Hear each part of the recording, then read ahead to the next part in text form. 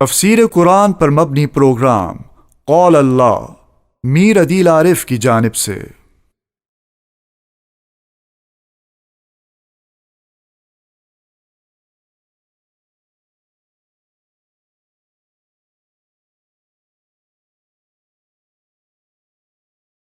بسم اللہ الرحمن الرحیم۔ پروگرام قال اللہ میں آج ہم انشاءاللہ سورہ صاد کا پہلا رکوع ترجمے اور تفسیر کے ساتھ پڑھیں گے۔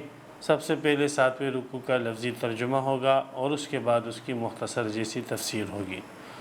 سورۃ صاد مکیہ، سورہ صاد مکہ میں نازل ہوئی۔ وہی 88 آیہ، اور وہ 88 آیتیں ہیں۔ وخمس رکوعات، اور 5 رکوع ہیں۔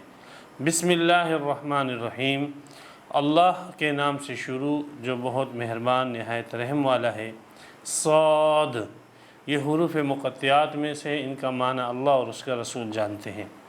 والقرآن ذی الذکر، قسم ہے قرآن کی جو نصیحت والا ہے، سمجھانے والا ہے۔ بل الذین کفروا، بلکہ وہ لوگ جنہوں نے کفر کیا، فی عزت، وہ تکبر میں ہیں، غرور میں ہیں، وشقاق، اور مخالفت میں ہیں۔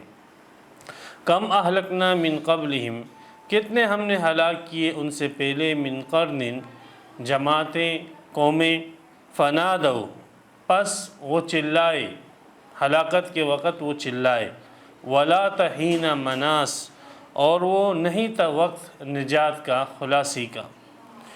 وعجبوا، اور یہ کافر تعجب کرتے ہیں، ان جاءہم، کہ آیا ان کے پاس، منذر، ایک ڈرانے والا، منہم، انہی میں سے۔ وقال الکافرون، اور کافروں نے کہا، ھذا ساحر، یہ شخص جادوگر ہے، کذاب، بہت بڑا جھوٹا ہے۔ اجعل الآلہۃ الہا واحدا، کیا اس نے بنا دیا متعدد خداؤں کی جگہ صرف ایک ہی خدا کو۔ ان ھذا لشیء عجاب، بے شک یہ تعجب خیز چیز ہے۔ وانطلق الملأ منہم، اور بولتے ہوئے چلے سردار ان میں سے، ان امشوا، کہ چلو، واصبروا، اور صبر کرو، جمع رہو، علی آلہتکم، اپنے الہوں پر، اپنے خداؤں پر۔ ان ھذا لشیء، بے شک یہ ایسی چیز ہے، یراد، کہ جس کا کوئی مقصد ہے۔ ما سمعنا بھذا، ہم نے یہ چیزیں نہیں سنی ہیں، فی الملۃ الآخرہ، دوسرے دین کے اندر۔ ان ھذا الا اختلاق، نہیں ہے یہ مگر ایک من گھڑت اور بنائی ہوئی بات۔ اانزل علیہ الذکر، کیا نازل کیا گیا اس کے اوپر ذکر، نصیحت، من بیننا، ہمارے درمیان میں سے۔ بل ہم فی شک من ذکری، بلکہ وہ کافر شک میں ہیں میرے ذکر سے۔ بل لما یذوق عذاب، بلکہ انہوں نے ابھی تک نہیں چکھا ہے عذاب کو۔ ام عندہم خزائن رحمت ربک، کیا ان کے پاس تیری رب کی رحمت کے خزانے ہیں۔ العزیز، وہ رب جو زبردست ہیں، الوہاب، عطا کرنے والا ہے۔ ام لہم ملک السماوات، کیا ان کے پاس بادشاہت آسمانوں کی، والارض، اور زمین کی، وما بینہما، اور جو کچھ ان کے درمیان ہے۔ فلیرتقوا فی الاسباب، سو ان کو چاہیے کہ ترقی کریں، آگے بڑھیں اسباب کے اندر۔ جند ما، یہ معمولی جیسی جماعت ہے، ہنالک مہزوم، اسے یہیں پر شکست ہوگی، من الاحزاب، من جملہ اور جماعتوں میں سے۔ کذبت قبلہم قوم نوح، جھٹلایا ان سے پہلے نوح علیہ السلام کی قوم نے، وعاد، اور قوم عاد نے، وفرعون، اور فرعون نے، ذو الاوتاد، وہ فرعون جو کہ کیلوں والا تھا، میخوں والا تھا۔ وثمود، اور قوم سمود نے جھٹلایا۔ وقوم لوط، اور لوط علیہ السلام کی قوم نے جھٹلایا۔ واصحاب الایکۃ، اور ایکہ والوں نے جھٹلایا۔ اولئک الاحزاب، یہ لشکر تھے۔ ان کل، ان میں سے ہر ایک نہیں تھا، الا کذب الرسل، مگر اس نے جھٹلایا رسولوں کو۔ فحق عقاب، پس ثابت ہوا ان پر اللہ کا عذاب۔ یہاں پر سورہ صاد کا پہلا رکوع اور 14 آیتیں جو ہے مکمل ہوئی۔ سورہ صاد کا ماقبل سورہ صافات ہے اور دونوں میں مناسبت واضح ہے۔ سورہ صافات میں انبیاء کرام میں سے حضرت نوح علیہ السلام، ابراہیم علیہ السلام، الیاس علیہ السلام، یونس علیہ السلام، ان کا تذکرہ آیا، اور اس صورت میں بھی انبیاء کرام کا تذکرہ ہے، داؤد علیہ السلام، سلیمان علیہ السلام، ایوب علیہ السلام کا تفصیلی، اور باقی انبیاء کرام کا اجمالی طور پر۔ تو ایک تو مناسبت یہ ہے اس کے ساتھ، دوسرا مضامین کے اعتبار سے بھی دونوں ملتے جلتے ہیں کہ ان کے مضمون بھی آخرت کا اثبات ہے، اور اس سورہ صاد کا مضمون بھی آخرت کا اثبات، اس کا مضمون بھی جو ہے توحید ہے اور اس کا مضمون بھی توحید ہے۔ تو ان مناسبتوں کی وجہ سے سورہ صاد کو سورہ صافات کے بعد رکھا۔ سورہ صاد مکہ کی زندگی میں نازل ہوئی تھی، اور اس کے شان نزول میں مفسرین نے مختلف واقعات نقل کیے ہیں، جس کا خلاصہ یہ ہے کہ حضرت نبی اکرم صلی اللہ علیہ وسلم کے چاچا ابو طالب جو تھے وہ بیمار ہو گئے، کسی بیماری میں مبتلا تھے۔ تو مشرکین مکہ کے سرداروں نے آپس میں مشاورت کی کہ ابو طالب ایسا نہ ہو اس بیماری میں فوت نہ ہو جائے، اور پھر اگر ہم محمد صلی اللہ علیہ وسلم پر گرفت کریں گے تو لوگ ہمیں طعنہ دیں گے کہ جب تک چاچا زندہ تھا تب تک تم کچھ نہ کر سکے، اور اب جب وہ فوت ہو گئے تو تم جو ہے آ کر اس کے بھتیجے کو تنگ کرتے ہو، تو لہذا ابو طالب کی زندگی میں ہی اس کا فیصلہ کر لیا جائے۔ چنانچہ مشرکین مکہ جو ہے اس کے بڑے بڑے سردار جیسے ابو جہل تھے، اور ابو سفیان رضی اللہ تعالیٰ عنہ جو اس وقت مسلمان نہیں ہوئے تھے، امیہ بن خلف اور دیگر جتنے سردار تھے وہ سارے کے سارے جمع ہو گئے، 20-25 کے قریب سردار تھے۔ حضرت نبی اکرم صلی اللہ علیہ وسلم موجود نہیں تھے، اور انہوں نے ابو طالب کے سامنے ایک مفاہمت والی پیشکش رکھی، اور انہوں نے کہا کہ ابو طالب آپ اپنے جو ہے بھتیجے سے کہہ دیں کہ ہمارے ساتھ جو ہے اس اختلافی اور جھگڑے کے مسئلے میں ہمارے ساتھ ایک مفاہمت کر لیں۔ وہ مفاہمت یہ ہے کہ یہ اللہ کی عبادت کرے، اور جس معبود کی بھی عبادت کرنا چاہتا ہے کرے، ہم اس کو اس کے معبود کی عبادت سے نہیں روکیں گے، لیکن یہ ہمارے معبود کی نفی نہ کرے، ہمارے معبودوں کی تردید نہ کرے، اور اپنے معبود کی جو عبادت کرتا ہے کرتا رہے، ہمارے معبودوں کی جو ہے جو کمزوریاں ہیں اور خرابیاں ہیں وہ لوگوں کے سامنے ظاہر نہ کرے، بس یہ اپنے جو ہے دین پر چلے، ہم اپنے دین پر چلے گے۔ تو ابو طالب کو بھی یہ پیشکش اچھی لگی، اس نے نبی اکرم صلی اللہ علیہ وسلم کو بلایا اور مشرکین کی بات ان کے سامنے رکھی۔ پیغمبر کونین سرور کائنات محمد مصطفیٰ احمد مجتبیٰ صلی اللہ علیہ وسلم نے مشرکین مکہ کے سرداروں سے کہا کہ کیا میں آپ کو ایک کلمہ نہ بتلاؤں کہ اگر وہ کلمہ آپ پڑھ لو گے تو اس کلمے کی بدولت جتنے جو عرب والے سب آپ کے اطاعت گزار بن جائیں گے، اور جتنے اجمی ہیں وہ اجمی آپ کو ٹیکس دیا کرے گے اور جزیہ دیا کرے گے۔ تو ابو جہل جو ہے وہ خوش ہو گیا اور چہک کر بولا ایک کیا ایسے ہم 10 کلمے پڑھنے کو تیار ہیں۔ تو آپ علیہ السلام نے فرمایا کہ یہ کلمہ پڑھ لو، لا الہ الا اللہ محمد الرسول اللہ۔ تو جب نبی اکرم صلی اللہ علیہ وسلم نے یہ پڑھا تو سارے جو ہے سردار وہ غصے سے بلک اٹھے اور چلانے لگے اور شور کرنے لگے، اور ایک شور شغب کا سلسلہ شروع ہو گیا۔ نبی اکرم صلی اللہ علیہ وسلم نے اس موقع پر فرمایا اگر تم میرے ایک ہاتھ پہ سورج دوسرے پہ چاند لا کے رکھ دو تب بھی میں اس دعوت سے باز نہیں آؤں گا، اور اللہ سبحانہ و تعالی کی توحید اور شرک کی تردید یہ تو انبیاء کرام کی بعثت کا مقصد ہے، اگر یہی نہ کرے، شرک کی تردید ہی نہ کرے تو پھر ان کی بعثت کا فائدہ کیا ہے۔ چنانچہ اس موقع پر یہ سورہ صاد نازل ہوئی، اور اس میں اس محفل کے اندر جو کچھ باتیں تھیں اس کی طرف بھی تعریض کی گئی ہے اس صورت کے اندر۔ صاد والقرآن، قسم ہے قرآن کی ذی ذکری جو کہ نصیحت والا ہے۔ قرآن نصیحت کرتا ہے، لوگوں کو ان کی اچھائی اور لوگوں کو ان کی برائی بتلاتا ہے کہ کن کاموں کے اندر ان کے لیے اچھائی ہے اور کن کاموں کے اندر ان کے لیے خرابی ہے، کون سے کام ان کے لیے مستقبل کے اعتبار سے اچھے ہیں، کون سے کام ان کے لیے مستقبل کے اعتبار سے برے ہیں۔ قرآن مجید ایک ایک چیز کی نشاندہی کرتا ہے۔ ذی ذکر قرآن نصیحت والی کتاب ہے۔ ذی ذکر کے دوسرے معنی ہیں رفعت اور بلندی کے اور عظمت شان کے۔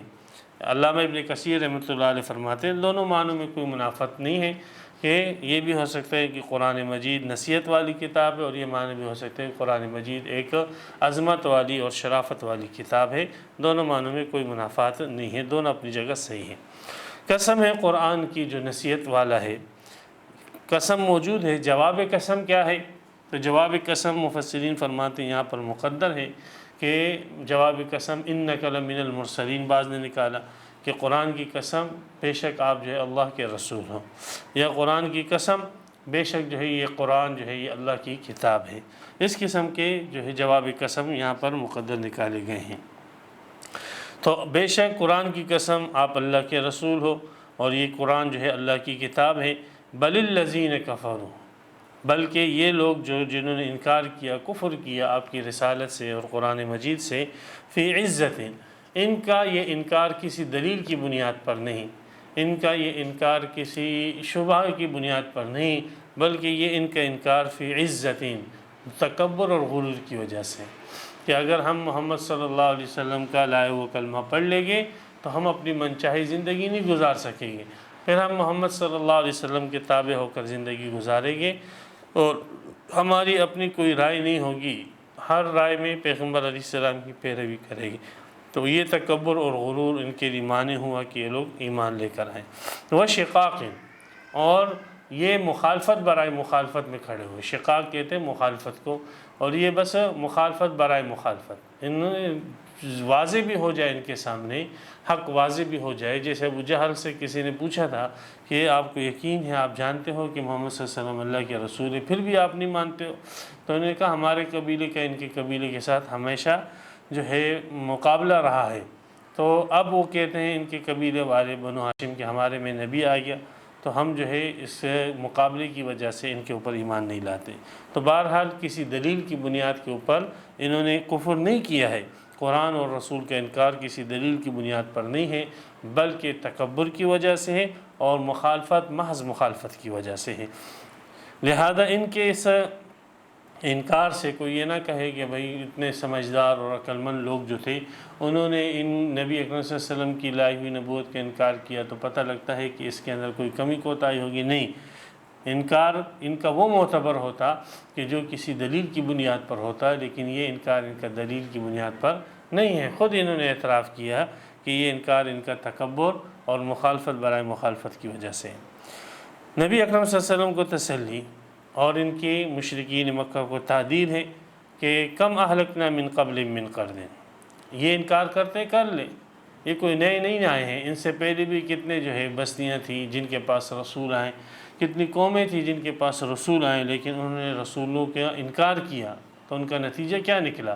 اللہ کا عذاب آیا اور دنیا میں ہی وہ نیست اور نابود ہو گئے۔ تو جب وہ دنیا میں ہی نیست اور نابود ہوئے اور جب اللہ کا عذاب ان کے اوپر شروع ہوا، فنادوا، تو اس وقت وہ چلانے لگے، شور کرنے لگے، اللہ کو پکارنے لگے، توبہ طائب ہونے لگے، لیکن ولا تحین مناس، وہ وقت لوٹنے کا وقت نہیں تھا، وہ وقت رجوع کرنے کا وقت نہیں تھا، وہ وقت نجات کا وقت اور خلاصی کا وقت نہیں تھا۔ مناس کہتے ہیں ناس ینوس کے معنی لوٹنے اور رجوع کرنے کے، اور لاتا میں جو تا ہے یہ لا کے معنی نہیں کے ہیں، یہ تا اس کے ساتھ کبھی کبھار عربی کلام کے اندر بڑھا دی جاتی ہے، تو لاتا کے معنی وہی ہیں جو لا کے معنی، ای لا ہینا، ہینا کے معنی وقت کے ہیں، لا ہینا مناس، کہ یہ وقت جس وقت وہ توبہ طائب کر رہے ہیں اور رسولوں کے اقرار اور اعتراف کر رہے ہیں، کتابوں کو مان رہے، توحید کو مان رہے، تو یہ وقت اعتراف کا وقت نہیں ہے۔ موت کے وقت سارے کے سارے جو ہے کافر و مسلمان ہو جاتے ہیں۔ واجب ان جاءہم منذر منہم، ان مشرکین مکہ کی کچھ حماقتیں بیان کی جا رہی ہیں کہ یہ جو آپ جن کو سمجھتے ہیں کہ بڑے ذی عقل اور سمجھدار ہیں، تکبر اور غرور نے اور مخالفت برائے مخالفت کے ذہنیت نے ان لوگوں کو جو ہے اتنا ذہنی طور پر پسماندہ کر دیا کہ جن چیز پر تعجب ہونا چاہیے اس پر تعجب نہیں کر رہے، اور جس چیز پر تعجب نہیں ہونا چاہیے اس پر یہ لوگ تعجب کر رہے ہیں۔ نبی اکرم صلی اللہ علیہ وسلم ایک انسان تھے اور انہی کی برادری اور قوم میں سے آئے، اور آپ علیہ السلام کی طرح پہلے بھی سینکڑوں جو ہے انبیاء کرام انسانوں کی آ چکے ہیں، انسانوں کے اندر کوئی یہ اچھمبے کی بات نہیں، کوئی جو ہے الگ بات نہیں، کوئی ہٹ کر بات نہیں ہے۔ قل ما کنت بدعا من الرسل، کوئی میں نئے رسول تو نہیں ہوں، مجھ سے پہلے بھی بہت سارے رسول آ چکے ہیں، لیکن یہ نبی اکرم صلی اللہ علیہ وسلم کی رسالت پر تعجب کر رہے ہیں اور فرشتوں کو مانگ رہے ہیں۔ اللہ نے فرمایا جیسے سورہ بنی اسرائیل میں وما منع الناس ان یؤمنوا اذ جاءهم الہدی الا ان قالوا ابعث اللہ بشرا رسولا قل لو كان في الارض ملائکۃ یمشون مطمئنین لنزلنا علیہم من السماء ملکا رسولا۔ فرشتوں کا نبی بن کر آنا یہ جو ہے تعجب کی بات ہوتی، اور جس چیز کے اوپر تعجب ہونا چاہیے تھا یہ ذہنی طور پر پسماندہ لوگ اس کو مانگ رہے ہیں، اور جس چیز پر تعجب نہیں ہونا چاہیے تھا اس کے اوپر تعجب کا اظہار کر کے اس کا انکار کر رہے ہیں۔ یہ ان کی ذہنی پسماندگی اور ذہنی کیفیت کی جو ہے عکاسی جو ہے ان سے تعجب سے ہو رہی ہے کہ عجیب و انجا و منذر منہم، جس چیز پر تعجب نہیں ہونا چاہیے اس پہ تعجب کر رہے ہیں، کہ اس بات پہ تعجب کہ ایک ڈرانے والا ان میں سے آ گیا، یہ کیسے آ گیا ہم میں سے کیسے آ گیا، فرشتہ ہونا چاہیے۔ تو یہ ان کی حماقت ہے کہ ایک فطری چیز کے اوپر تعجب کر رہے ہیں۔ وقال الکافرون ھذا ساحر کذاب، اور پھر جب وہ آئے تو کافروں نے پھر بغیر کسی دلیل کے کیا کہا، ھذا ساحر، یہ شخص معجزات دکھانے میں، خود ہی معجزے مانگے، انہوں نے معجزات بھی خود مانگے، یہ معجزہ دکھا دو تو ہم ایمان، یہ معجزہ، تو جب معجزات ان کے سامنے دکھا دیے گئے تو پھر کہنے لگے ھذا ساحر، یہ جادوگر ہے۔ کس بات پہ لوگ راضی ہوگی، کس بات سے یہ متفق ہوگی؟ جب معجزات دکھائے تو پیغمبر علیہ السلام کو ساحر کہنے لگے، کذاب، اور پیغمبر علیہ السلام کو اس کی تعلیمات میں، توحید میں، آخرت کے مسائل کے اندر اور دعوے رسالت میں اور کتاب کے اندر جو ہے جھوٹا کہنے لگے، اور جھوٹا بھی نہیں بلکہ بہت بڑا جھوٹا، کذاب مبالغے کی صیغے کے ساتھ۔ تو یہ تو ان کی ذہنی پسماندگی ہے کہ خود ایک چیز مانگتے ہیں کہ معجزہ دکھائے، جب وہ دکھا دیا تو پھر خود ہی جو ہے اس کا انکار کر کے اس کو ساحر کہہ رہے ہیں، اور وہ تعلیمات سب تعلیمات جو سارے انبیاء کرام نے دی ہیں اس تعلیمات کو جھوٹ کا پتنگڑا بتا رہے ہیں اور جھوٹ بتلا رہے ہیں، اور اس کے کہنے والے کو جھوٹا بتلا رہے ہیں۔ تو جس چیز کے اوپر تعجب ہونا چاہیے اس پہ تعجب نہیں کر رہے ہیں، اور جس چیز پہ تعجب نہیں اس پہ تعجب کر رہے ہیں۔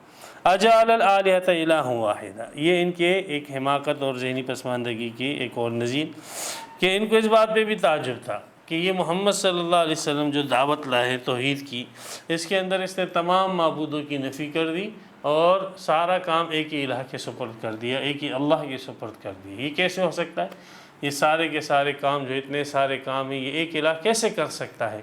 ہاں، یہ روزی دینا ہے، یہ روٹی دینا ہے پاکستان والوں کو، ہندوستان والوں کو، چین والوں کو، بنگلہ دیش والوں کو، بارش برسانی ہے، اولاد دینی ہے، اور کیا نام ہے، سینکڑوں جو کام ہیں جو خدا کے کرنے کے کام ہیں، تو یہ ایک خدا کیسے کر پائے گا اس کو؟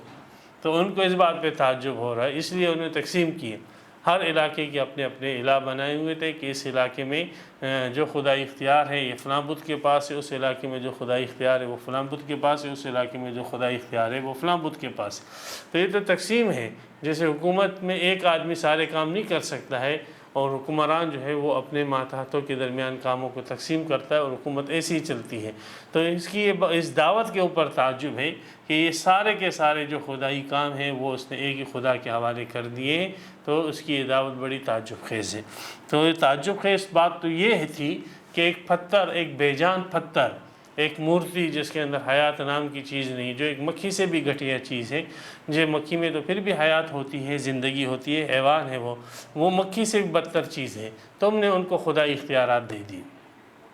تعجب کی چیز تو یہ تھی، ہاں اس پہ تعجب کرنا چاہیے تھا، اس پہ سر پیٹنا چاہیے تھا، لیکن تم جو جس چیز پہ تعجب نہیں کرنا ہے کہ سارے کام خدا تو کہتے ہی اس کو جو سارے کام کر سکے، اگر وہ سارے کام نہ کر سکے تو وہ خدا کاہے کا؟ خدا تو ان اللہ علی کل شیء قدیر ہے، فعال لما یرید ہے، وما تشاءون الا ان یشاء اللہ رب العالمین ہے۔ اس خدا کی تو شان یہ ہے کہ وہ ہر کام کر سکتا ہے، اور اس کو کام کرنے سے کوئی چیز نہیں روک پاتی ہے۔ وہ مشرق مغرب شمال جنوب اور جن اور انس اور حیوانات اور ذرات سارے کے ساروں کے ساتھ جو ہے اللہ سبحانہ و تعالیٰ کے معاملات اور افعال چل رہے ہیں۔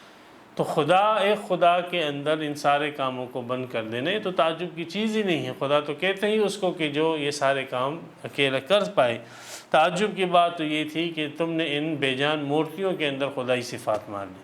تو جس چیز پر تعجب کرنا چاہیے تھا یہ احمق اور بیوقوف اس پہ تعجب نہیں کرتے، اور جس چیز کے اوپر تعجب نہیں کرنا چاہیے تھا اس کے اوپر یہ لوگ تعجب کر رہے ہیں، اور کہتے ہیں کہ کیا اس نے متعدد خداؤں کو کی جگہ جو ہے ایک خدا جو ہے وہ کر دیا۔ ان ھذا لشیء عجاب، بے شک یہ تعجب خیز بات ہے۔ تو یہ ان کی حماقت اور ذہنی پسماندگی ہے۔ وانطلق الملأ منهم، یہ تعریض ہے اسی واقعے کی طرف کہ جب نبی اکرم صلی اللہ علیہ وسلم نے ان کو توحید کی دعوت دی تو یہ انطلاق کہتے ہیں چلنا، بڑبڑاتے ہوئے چلنا، بولتے ہوئے چلنا۔ ملأ کہتے سرداروں کو، تو یہ سردار جو تھے جتنے، یہ سارے جو ہے یہ بولتے ہوئے چلے، نمشو کہ چلو چلو بس بات نہیں ہو رہی، چلو چلو یہاں سے نکلو، یہ بولتے ہوئے چلے۔ وَاصْبِرُوا عَلَىٰ آلِهَتِكُمْ، اور اپنے خداؤں کے اوپر اور اپنے معبودوں کے اوپر جمے رہو۔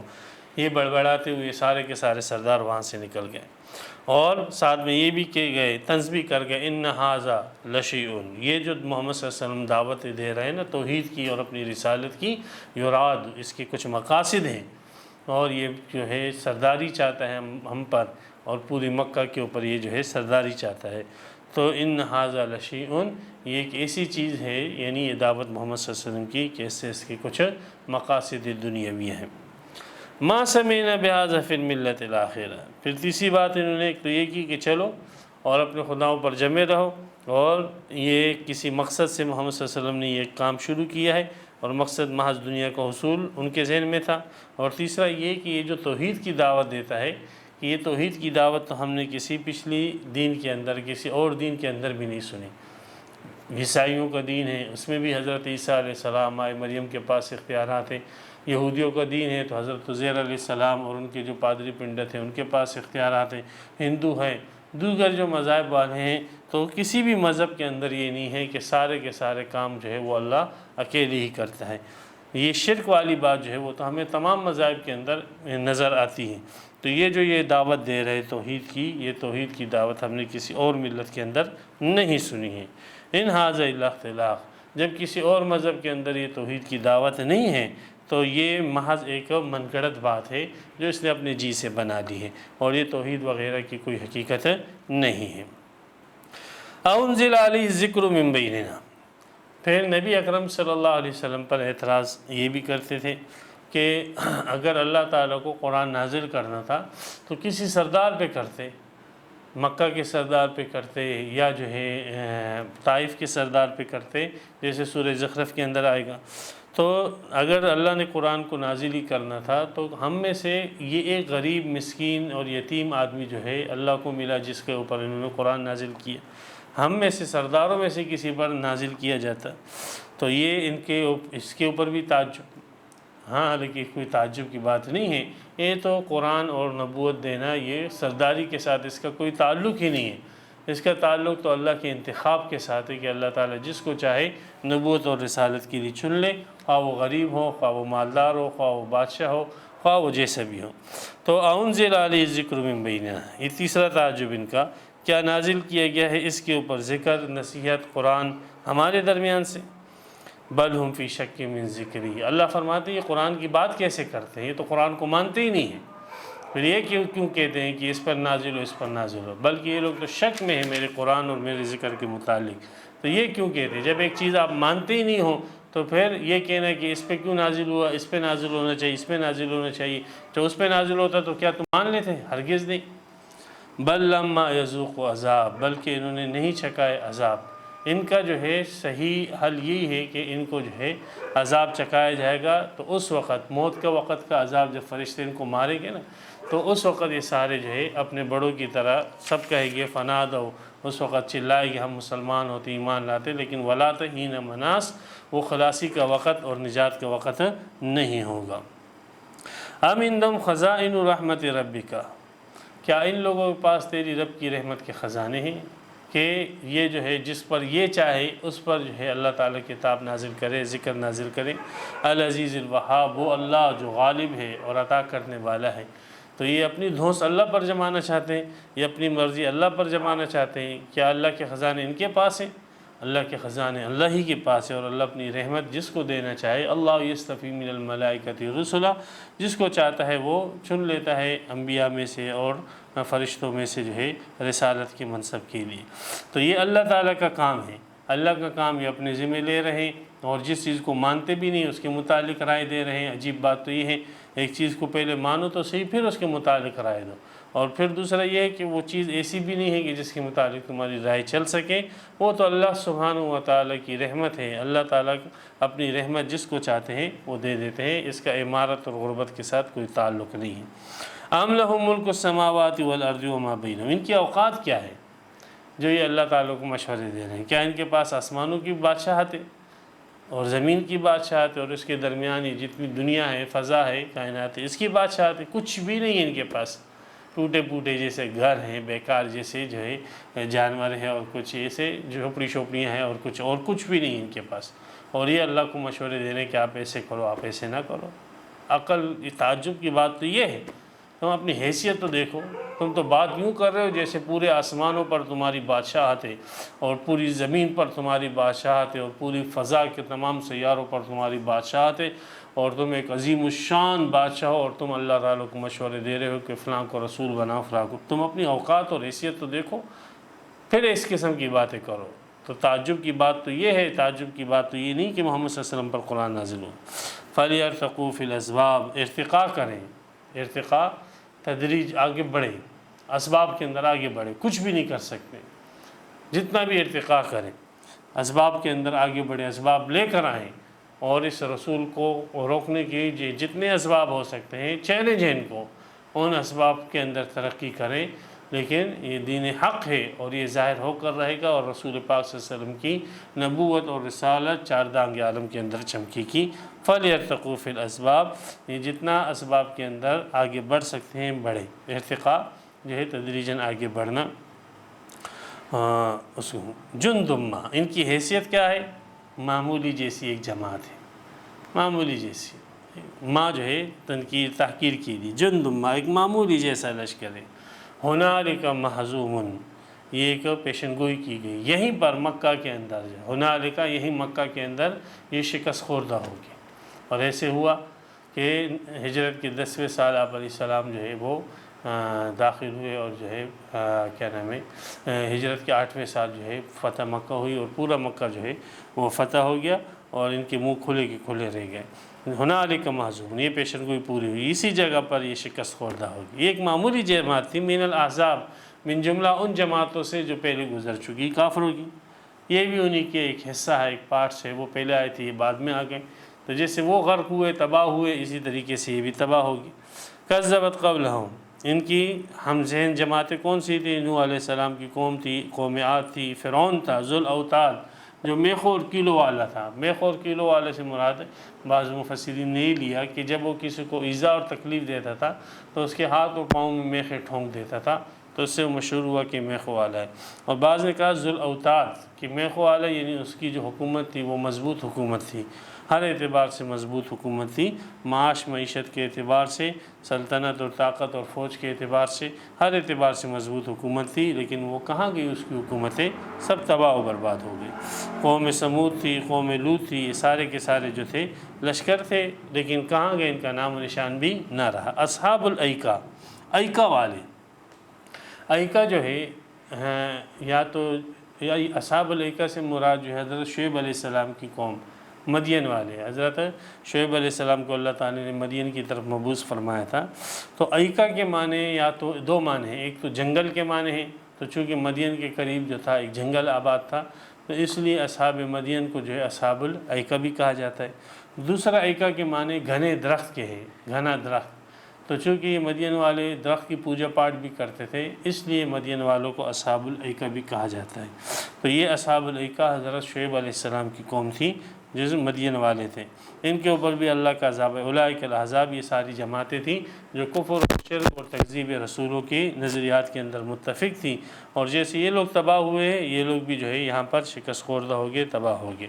ان کل، ان میں سے ہر ایک جماعت نے نہیں تھی، ان میں سے ہر ایک جماعت، مگر اس نے یہی کیا کہ اپنے رسولوں کی تکذیب کی، فحق عقاب، تو اس کا نتیجہ کیا ہوا؟ اس کا نتیجہ یہ ہوا کہ اس کے اوپر عذاب ثابت ہو گیا۔ یہاں پر جو ہے یہ پہلا رکوع الحمدللہ سورہ صاد کا مکمل ہوا، 14 آیتیں اس کی تام ہوئی۔ وآخر دعوانا الحمدللہ رب العالمین۔ تفسیر قرآن پر مبنی پروگرام قول اللہ میر عدیل عارف کی جانب سے